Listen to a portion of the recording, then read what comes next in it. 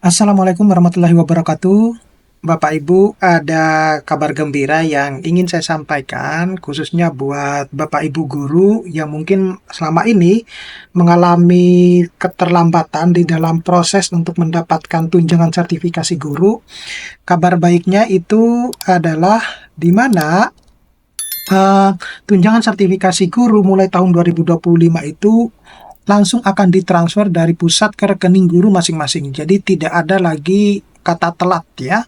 Di mana ini saya mengutip dari klikpendidikan.id, ada pernyataan langsung dari Menteri PMKM ya, di mana mungkin kalau selama ini Bapak Ibu guru itu mendapatkan sertifikasinya itu ketika dari pusat itu ditransfer dulu ke masing-masing daerah, baru diteruskan ke rekening masing-masing. Nah, sekarang nanti di tahun 2025 itu sudah tidak ada lagi sistem yang semacam itu. Jadi ini merupakan bisa dikatakan sebagai perubahan besar ya terkait dengan proses transformasi atau terkait dengan proses transformasi pendidikan yang mungkin selama ini menjadi salah satu hambatan buat Bapak Ibu itu untuk mendapatkan sertifikasi gurunya. Nah, gitu.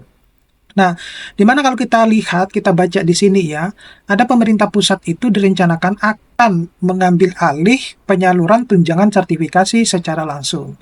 Jadi, para guru itu akan menerima transfer uang di rekening masing-masing langsung ke pusatnya. Jadi, tidak ada lagi dana tunjangan guru yang parkir di kas daerah terlebih dahulu. Nah, tentunya rencana ini sudah dikonfirmasi oleh Menko PMK Pratikno atas usulan langsung dari Mendikdasmen ya, Prof. Abdul Mukti. Nah, disampaikan pada saat rapat koordinasi pusat daerah di Bogor pada November lalu. Nah, jadi kalau kita lihat bahwa um, sistem baru ini itu diusulkan langsung oleh profesi guru ke rekening guru ya Bapak Ibu. Jadi ini berdasarkan masukan dari para profesi guru. Nah, mekanisme ini merupakan sudah diterapkan untuk guru non ASN. Nah, tujuannya adalah untuk memperlancar dan memastikan pencairan dana tepat waktu. Jadi ini bisa menjadi kabar gembira buat Bapak Ibu yang mungkin selama ini merasa keresahan ketika semestinya harus sudah digunakan tetapi masih parkir dulu di masing-masing daerahnya. Kemudian ada informasi yang menarik bahwa khusus untuk pencairan sertifikasi ini dilakukan setiap 3 bulan sekali ya, di mana mengakumulasi besaran gaji pokok selama 3 bulan berjalan dan dinamakan dengan sistem triwulan.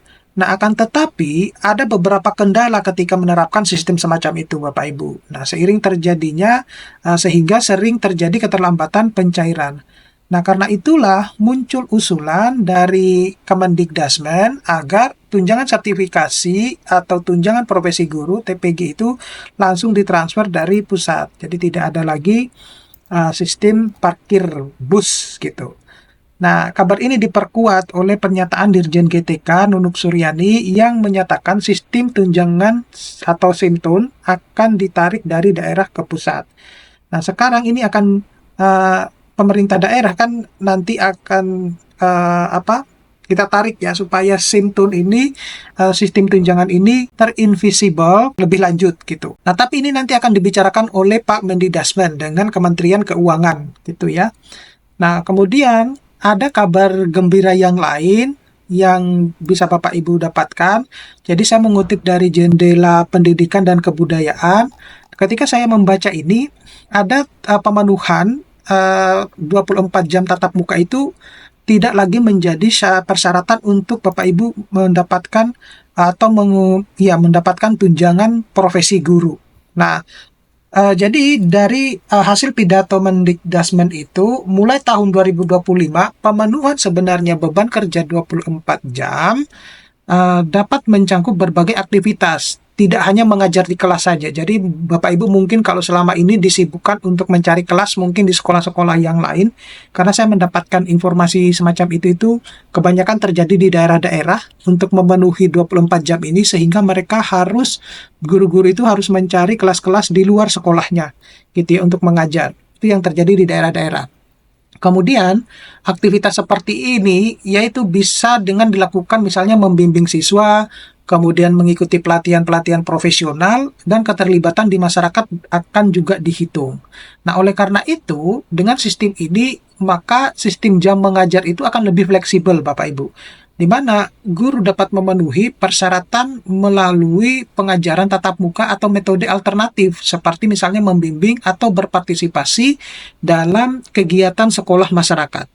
Nah, untuk mengurangi beban bagi guru di sekolah dengan keterbatasan jumlah rombel atau jam mengajar, maka dilakukan dengan sistem yang semacam ini.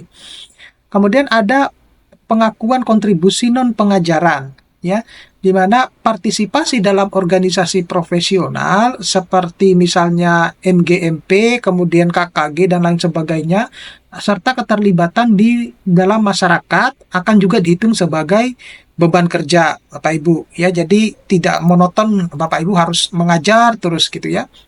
Kemudian ada peningkatan mekanisme pelaporan.